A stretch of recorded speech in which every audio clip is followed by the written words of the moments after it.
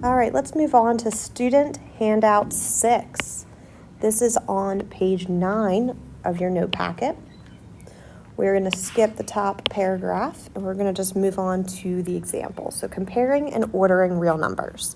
Comparing. To compare two values, first convert the values to the same form. This means we're going to be doing either decimal form, fraction form, or percent form.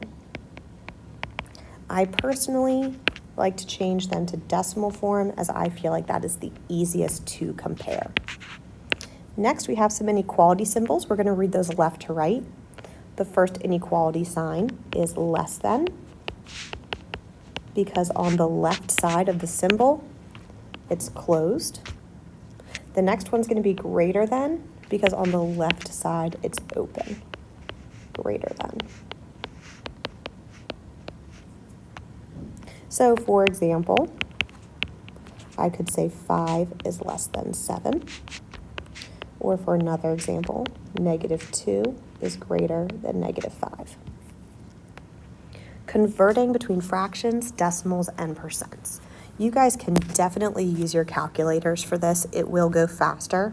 We know that for a fraction to a decimal, we are going to divide the numerator divided by the denominator, and that will give us the decimal. We can do this in the calculator or using long division. So in your calculator, go ahead and type in 1 divided by 3. And when you do that, you'll get the decimal 0.3 repeating.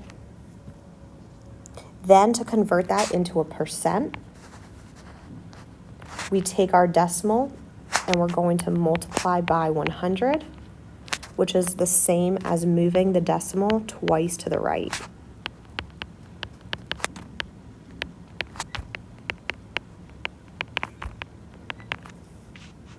Okay, so you'll see I have 0.3 repeating, so I write a couple 3's out, and I shift that decimal point 2 times to the right, we get 33.3 repeating percent.